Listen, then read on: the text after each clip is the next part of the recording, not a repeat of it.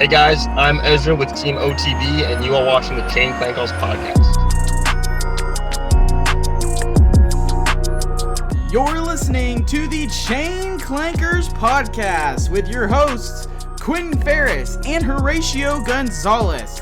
Follow us on Twitter and Instagram at Clankers. What is going on, everyone? Welcome into the Clankers podcast. I'm your host, Q, here as always with Horatio Gonzalez. We got a great show for you guys today. Last week, we sat down with USDGC champion Chris Dickerson. If you haven't listened to it already, make sure you go check it out. It was a fantastic conversation. We literally went hole for hole pretty much through the end of the USDGC and learned a lot in that episode. So definitely go check that one out. Today, we've got Ezra Aderhold on today's show. It was a fantastic show. Horatio, what are the people going to learn in today's show? Yeah, this is an awesome episode. Ezra really led us into his life, just as far as pretty much everything in his day-to-day. So he gave us a quick little clinic on distance, especially for new players, on how to improve your distance. We know that's something that matters to everyone. So if you're looking to improve your distance, try and get more birdies during your rounds, definitely pay attention to that. And then we also talked a little bit about tour life. He's been on tour for a while now. And if you follow him on YouTube, you know that he tours in his car. And for being, one of the most yoked guys in disc golf, he makes it work, but he's doing it because he's doing what he loves. So that's really cool. We talk about that. And then sponsors. If you're a new player, if you're looking to eventually get sponsored or something, he kind of gave us some tips and stuff on that, and kind of just playing your game and how to work on getting sponsored and what he is looking at right now and what he hopes for the next year or so as far as sponsors. And we talked a little bit about consistency, just an overall diet and field training and stuff like that. He is a very dedicated player. This is what he does for a living, so he takes it very seriously. So he gives us some tips and tricks on that. But it's a really good episode. This one's a little bit shorter than most that we've done, so it's a nice little quick listen, definitely full of good content. So without further ado, let's get Ezra on here. Ezra, welcome into the show. Super excited to have you on. One of the top young guns in the Disc Golf Pro Tour right now, on the come up. We've seen you play really, really strong in 2020. Super excited for 2021 and super excited to have you on today's show. How are we doing today, my man? Doing well. Thanks for having me, guys. Yeah, man, super stoked to have you. And I just want to start with this first question. Looking at some of the other disc golfers that are out there on tour right now, would you say you are the most jacked disc golfer out there? Oh boy. I think I'm probably up there. I know Austin Tornall is in really good shape as well. He doesn't tour as much, but he's a team Discraft player on. Yeah, he's in really good shape too. So nice. I had someone on Instagram, we were talking and he said, is Ezra just doing curls while everyone else is throwing their tee shot? Like, is my man just constantly getting gains out there? I don't practice disc golf at all. I just go to the gym. So. Nice. That's the way to do it. That's the way to do it, my man. Love to have it. Love to have you on the show. Where can people follow you at on Instagram, YouTube? I know you got a pretty poppin' YouTube channel right now. I've been tapping in. Yeah, the YouTube's been kind of taking off. It's kind of insane. Yeah, the YouTube is just my name, Ezra Aderhold, and then my Instagram is at @FalfEzzy. So. Nice. How many subscribers are we at up there on YouTube? I think we're almost at 14K. Nice. That's awesome. That's so awesome. Cool to see the support. It's awesome. Yeah, that's awesome. I know the last couple of videos I've really been tapping into. I want to say the distance driver one I really tapped into, that throwing putters one I really tapped into. Yeah, I really like them. I think there's some really good videos. So let's, I guess, kind of start this interview off with, when did you get into disc golf? When was the first time that you kind of picked up a disc and kind of started to play disc golf? So I first found out about disc golf just kind of randomly when I was 15 years old. I think my dad would have rental houses that we would help fix up, and so just one day for lunch, we went to the local city park to eat some cantaloupe for lunch or something. And we thought we must have just put the course in. So then we saw some people playing it. We thought it looked kind of fun. Didn't catch on right away. And then I think my brother ended up playing disc golf with one of his friends a little bit after that, and found a disc. And then we'd had that. And then we ended up going to the course with some ultimate frisbee discs. And that one, it was a Wahoo, I think, and of a Wahoo. Yeah. And, we just kind of played around with that, and then started playing around. We lived out of town, so we had 4 acres, so we play object golf Oh, And cool, cool. yeah, so that's and then I wasn't too serious with it until I turned like 19. So out of high school. What do you mean serious? What did that look like for you going Yeah, becoming serious? yeah. So I mean, at the beginning it was just super casual, just kind of playing courses and kind of just playing with my brothers and my dad. And then right out of high school, I played golf in high school, so that was my main focus. And then right out of high school, my brother and I bought 4 houses to like fix up and flip. So that took a whole summer, and then kind of realized like I wanted to be like a real estate mogul, and kind of realized that maybe that wasn't for me. That even if we had a bunch of money from that, it wasn't necessarily the most fun thing to do. No. And so then I kind of just thought maybe disc golf would be a better fit for me. It'd allow me to travel and kind of just be a little bit more free. And so then I just decided to kind of go full commitment into that and just started filming myself a ton and trying to kind of get my technique up to have like a really strong base to build Nice. off. I think that's a really good way to kind of get into it and making sure you're doing the correct things. I know, at least for us too, filming ourselves has really been important in Mm-hmm. figuring out how to get better. I know that I was having a problem. I'm probably still having the same problem with my drives.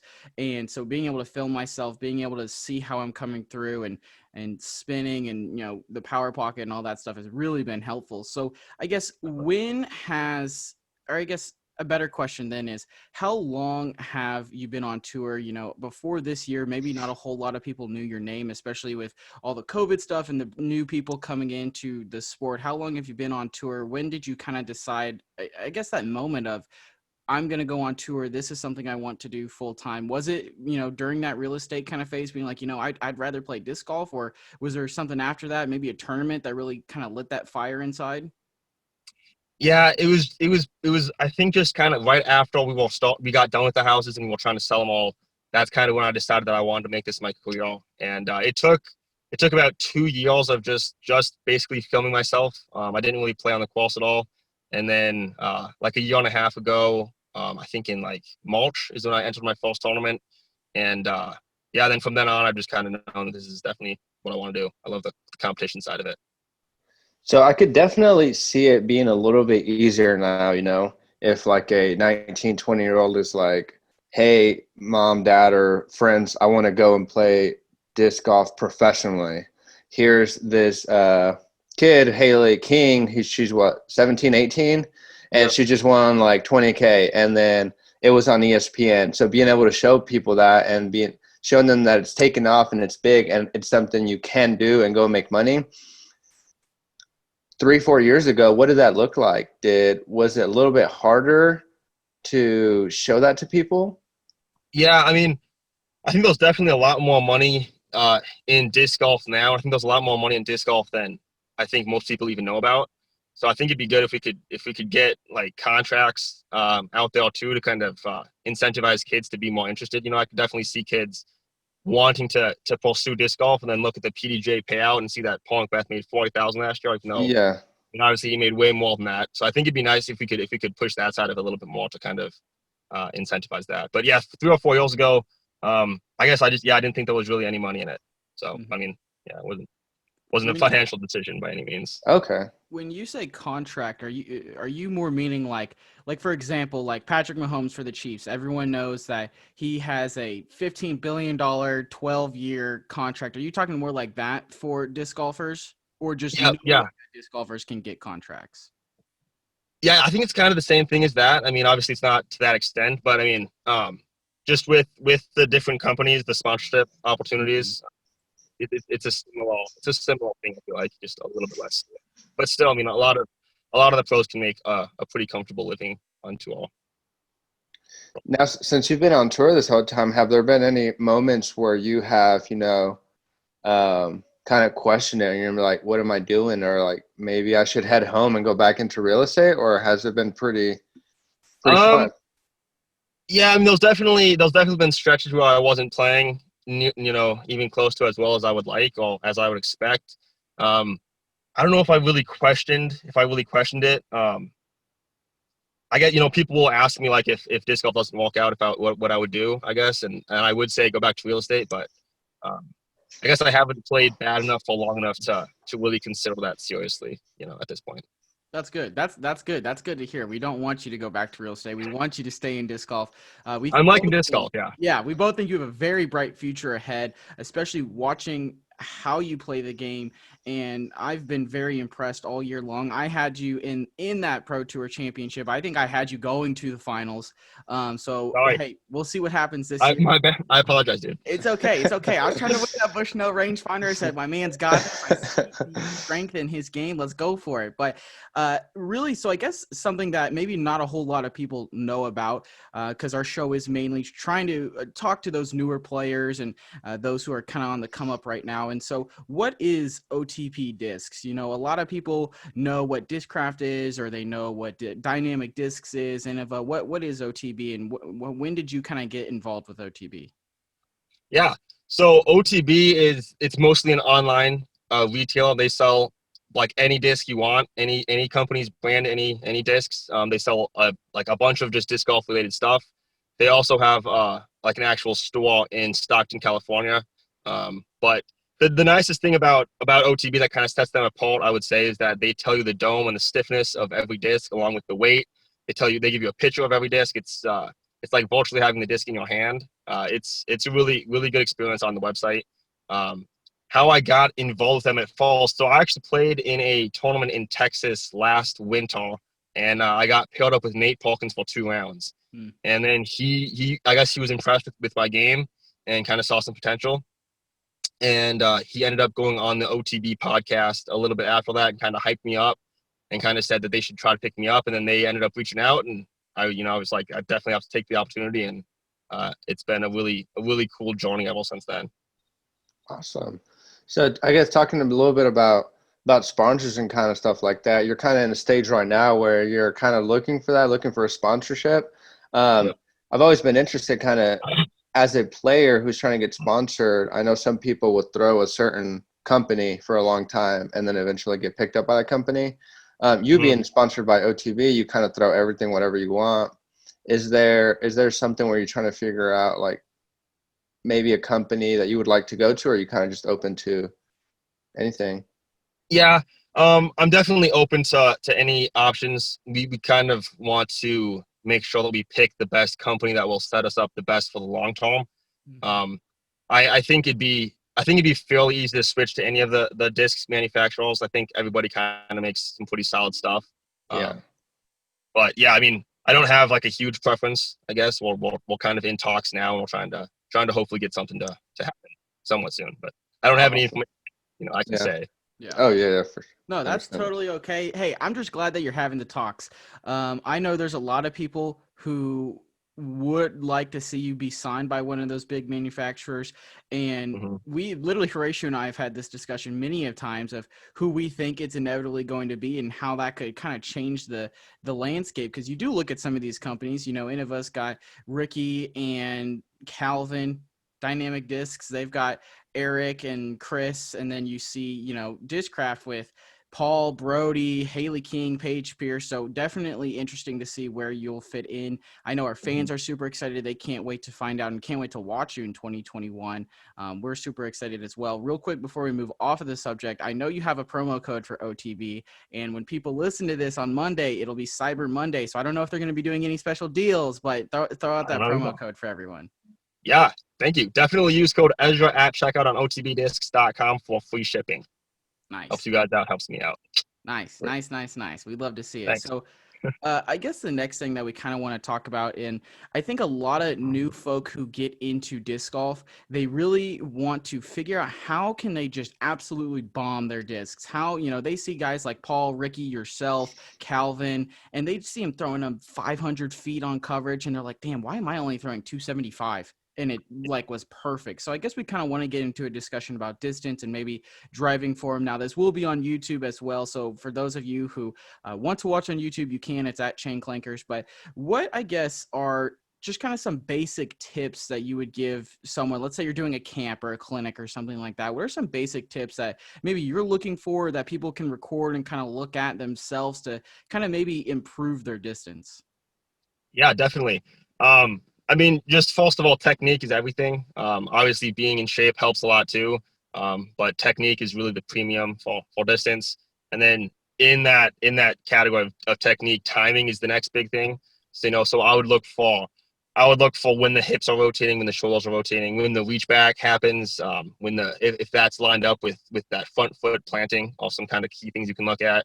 I would also look to try to make sure that the reach back is nice and full and also in line with the pull and not across your body or anything like that. And then also that the power pocket gets into the right spot with kind of 90-degree angles right here. And yeah, I've got some YouTube videos kind of talking about some of this stuff too. But those are kind of some of the things that I would probably look for that a lot of people kind of mess up, I guess. Okay. How much, I guess, how important do you think distance is starting out?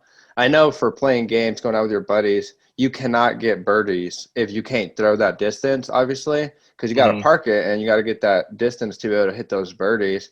But starting out to build good habits, build a good form of playing, how important would you say distance is in the overall game for new players? Um, yeah, I feel like, obviously, like it's not how far, it's how many. So if you wanted to shoot low, you'd have to just, be more accurate and more consistent. That's kind of the main thing. But I feel like technique kind of helps with distance and accuracy kind of at the same time. So I think if you try to just improve technique, then both will kind of fall into place. So I think for anybody, that's kind of where I would start, I guess. Nice. And so, improving on that technique, and we have said this many times on our show, field work is arguably the most important thing you can do to get better. How many times a week would you do field work comparatively to maybe doing practice rounds or something like that? I'll usually do both every day. I mean, this is it's kind of all I do. So I'll usually putt and throw shots and try to film. I don't film every day anymore, but probably most days. And I'll usually play like a practice round as well. So, but yeah, field work was definitely super important. If you can get yourself on film and slow it down, and then if you can compare it side to side to like an elite athlete, an elite pro, that definitely helps a lot. How do you break down your field work? Do you have like a schedule, or do you like something you need to work on, your weaknesses, or how does that look? Yeah, so since the season's ended, I've been trying to walk on kind of my touch approach game. So I've been throwing my puddles like 200 feet, trying to walk on that and trying to strengthen some of the pulse of the game that I don't necessarily have. Like I feel like my sidearm's a little bit weak, so I've been working on that. Like sidearm angles, trying to put the disc on Anheuser, so I definitely need to improve on that. And yeah, trying to get my weaknesses to a point where I'm confident that I can execute. Is Yeah. what I'm working on. That's awesome. So I know a question that I have is when you're driving comparatively to maybe when you're throwing an approach shot, how different is your form? Like, are you still, head down every time, pulling back and throwing as hard as you can? Or like, are you slowing yourself down? Or is it more of a, I'm going to change the disc speed so I can kind of try to keep everything the same and, let the disc kind of do most of the work? Like, what are some big differences maybe between an approach shot and a drive? Yeah. So I like to ideally kind of throw every shot the same speed. So if I'm like 300 maybe 30 feet, I can just throw a putter, and then anything after that I can just use more disc, so I can just use the same speed. But then if I have to throw something that's 250, then I'll still use a putter, but I'll have to slow my technique down a little bit. Maybe not reach back quite as far, and yeah, just kind of condense it to where it's not as powerful. Okay. Okay. How important are like putters in your game? I know a lot of people, sometimes I go play, especially if I'm in the woods or something, and I'll pull out a putter because I know it's going to be a much slower disc and I can control it a little better than a high speed disc. How much Mhm. do you use that in your regular game? Yeah, a lot. Honestly, kind of anytime I can. If it's a short enough hole, I definitely love throwing the putt on. It for me it holds the tightest line, so it's the most accurate. And then it also has the least amount of ground play as well, the least amount of skip, so you can kind of control it after it finishes flying too. So yeah, puddles are definitely a really important part of the game. Yeah. Do you have a favorite putter to kind of throw for driving and approaching? Yeah, so right now in my bag I have three S-Line P2s, just at different levels of rail. So I have one that goes straight, one that has like a little bit of hyzer, and then one that's pretty oval stable. And then for forehands I use the zone. Nice. I guess I want to get into a little bit of your tour life, I guess. So if people are watching on YouTube right now, you're in your car, and I've Yep. seen a YouTube video, the house tour, and Yeah. really Welcome to cool. my living Like, room. yeah. And so you did the tour of living in your car. Tell us a little bit about that, how that has been. And personally, I think that's awesome, making that sacrifice. A lot of people wouldn't be willing to do that. You're chasing your dream. That's something you got to do, and you're doing it. So talk a little bit about that, how that has been. Yeah, it's been great. I mean, it's definitely not for everybody, but it's something that I've gotten used to, and it's definitely not like it's not super uncomfortable. I mean, my bed, I've got 6.5 feet of length to sleep in, so it's pretty comfortable. The temperature is the worst thing. If it gets super hot at night, that's when it can get kind of uncomfortable. But I mean, I've got everything in here. It's kind of helped me learn how to just live with a small amount of stuff, which I think is kind of Mhm. nice. But yeah, it was just something I felt like, it's kind of tough to get sponsored without having like a history of being on tour. But Mm. at the same time, it's kind of hard to get on tour without a sponsorship.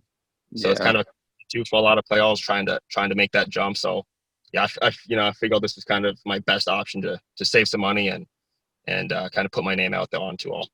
Nice. That's awesome. So, would you say that allows you to participate in significantly more events than maybe other people could because you're able to go to more places easier? Yeah, definitely. I mean, I can play any event I want to play in, I can just drive to. And I've gotten pretty comfortable with driving. Obviously, having to drive 9, 10, 12 hours between events isn't the best thing, but I've gotten used to it.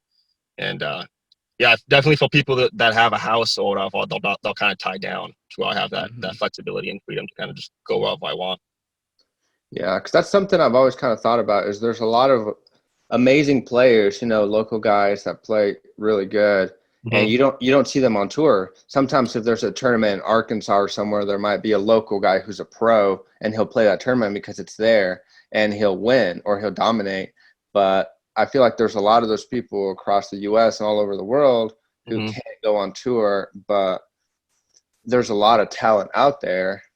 Um, I feel like there's a lot of talent that just kind of stays locally.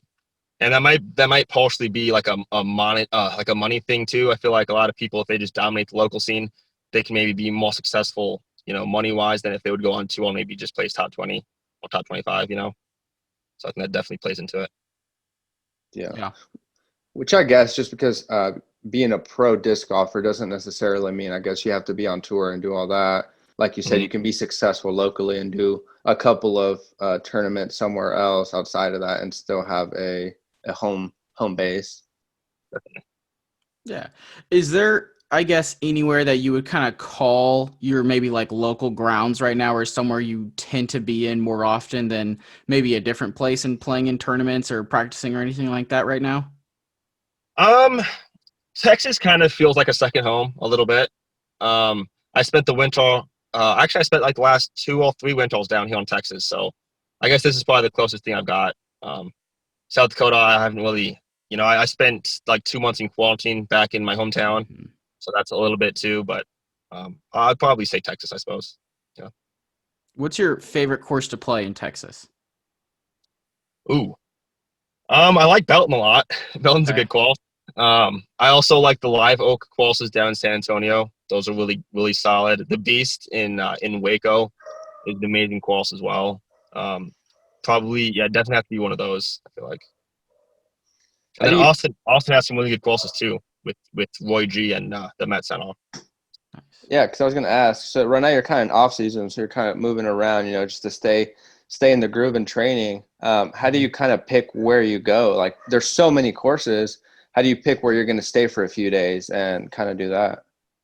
Yeah, so I'm mostly in Austin right now. I've got some buddies that I'm hanging out with, and making some videos for YouTube, and so it's a good way to kind of practice with players that are similar skill level, and I can kind of feed off of them. And then it'll be kind of the same thing when I go down to San Antonio, and then when I go to Arizona, there's actually a lot of other pros that have kind of gone to that area for this winter, so I'll be able to play with them as well. So kind of a way to kind of just keep the competitive nature up a little bit. And I feel like surrounding yourself with players that are really solid can kind of just help your game in general. Nice. Nice. That's awesome. So, are you planning on playing all of the Pro Tour, National Tour events that you can, or those that don't overlap next season, or have you kind of made a schedule for what you're going to play? I know we've seen a couple other players who have been a little bit public with what they're going to be playing next year. Have you kind of decided what you'll be playing next year? Yeah, so the plan is to just play everything, every pro tour, national tour, major. Hopefully go to Europe if we can. So I guess my schedule is just kind of that. I haven't really picked out any tournaments in between, big tournaments yet, but definitely plan on playing all the main ones. Do you miss that group of kind of reminds me of not necessarily, but almost kind of like a circus, kind of following the circus around the nation like back in the day. And there's Yeah, like a group or a family. Do you miss that during the off season? yeah, it's definitely it's only been a few weeks, but there's definitely a lot of people that I grew close to on tour that I haven't seen in a while now. So yeah, there's definitely you get kind of a family feel on tour, and it's yeah, it's a pretty unique experience. It's really cool. Nice. That's awesome. So let's kind of get into our last segment before we get into our ace round. And it's kind of making sure your body's healthy and able to play disc golf as long as you can. Horatio put up a reel and a story on our Instagram the other day talking about thumbers. And we actually got quite a lot of feedback that said they don't really Yeah. throw thumbers because they don't want to mess their shoulder up. Is there any Yeah. throw that you have that you're like, I'm not going to do that because I don't want to take the potential injury risk? Um, I don't think so. If I could throw thumbs, I feel like I probably would. It's not something I want to work on as well. I feel like there's got to be a correct way to do it that's not bad for your shoulder, as long as you don't overdo it.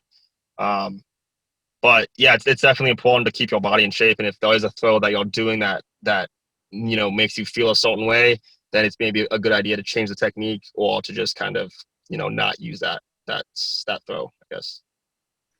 Yeah. I didn't know that I was going to get that much. I didn't get attacked, but people were like, I want to play this for a long time, so I don't throw thumbers. Yeah. It's just a fun throw and it looks cool. Yeah, Especially if you go out with people that don't play often and you throw that, it's a really cool shot. And it's it is. useful. All right. But That's yeah. a good weapon to have. A lot of people don't have it, so if you can just use that to go over obstacles instead of trying to go through them, definitely Yeah. help. Yeah, there's a guy that plays here locally on my course. He throws thumbers all the time. He can throw it over a pond that's the shot is 280 feet, and he'll just throw a Yeah. thumber. But it's sweet Right. because the basket's just on the edge on the other side of the pond, and so the thumber is awesome because it just comes straight down like a missile.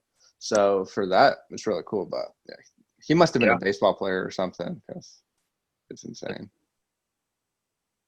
Yeah, I don't have any kind of overhand game. I throw grenades. That's kind of what I use if I have to go over top.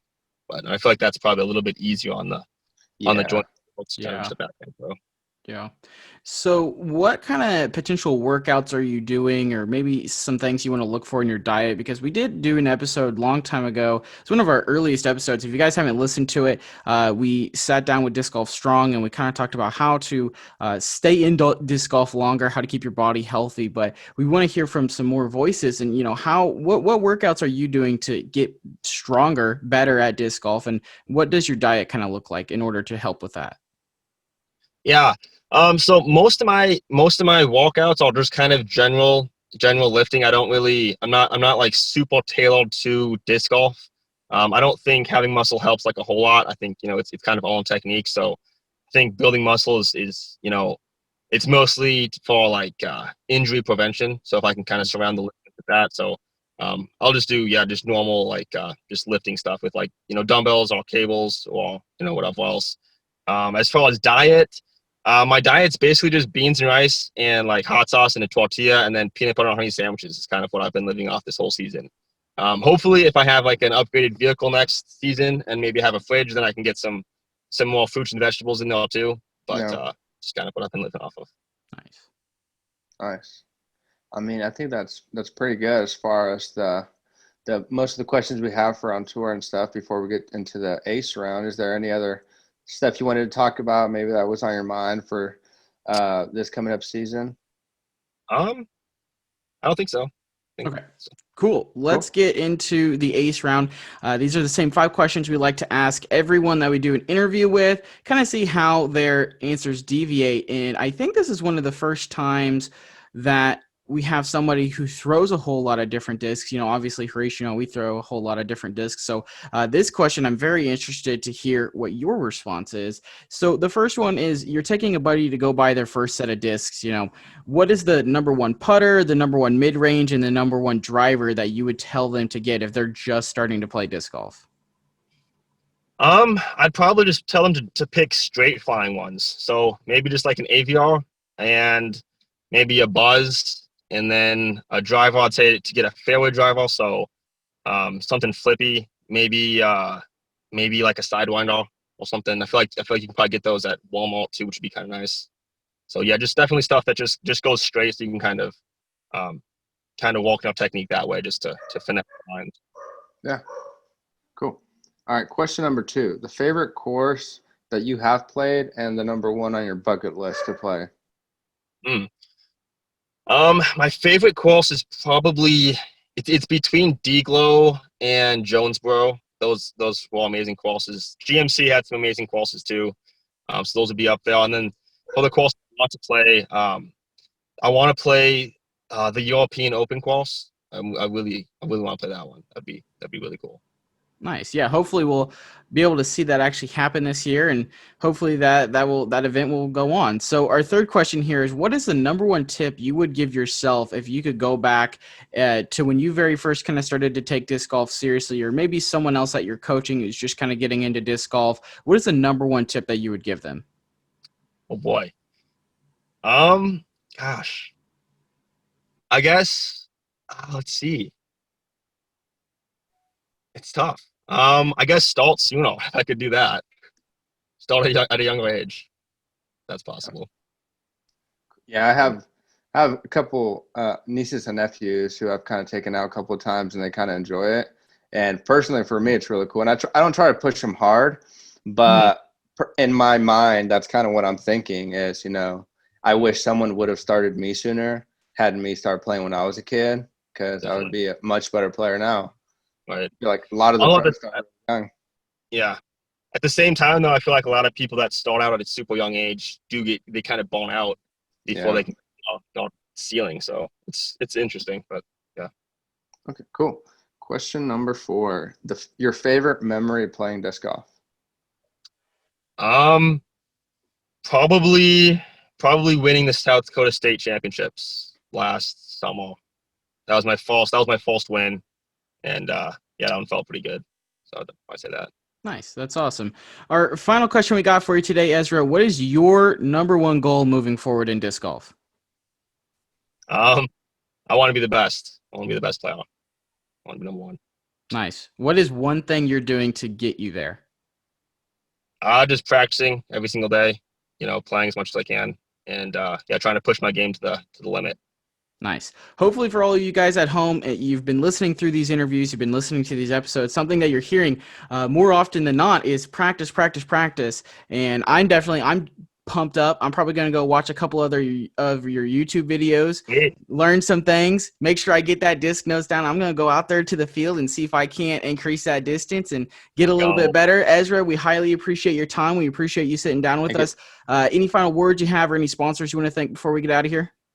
Yeah, I just want to thank OTB, discs.com for sponsoring me this whole season and supporting me and believing in me. It means a lot. If you guys want to buy some discs, definitely do that. Thanks to you guys for having me on. This was fun. I appreciate it. Thank you so much, man. Thank you for listening to the Chain Clankers podcast. Make sure you follow us on Twitter and Instagram at Chain Clankers and hit that subscribe button wherever you're listening to us from so you never miss another episode.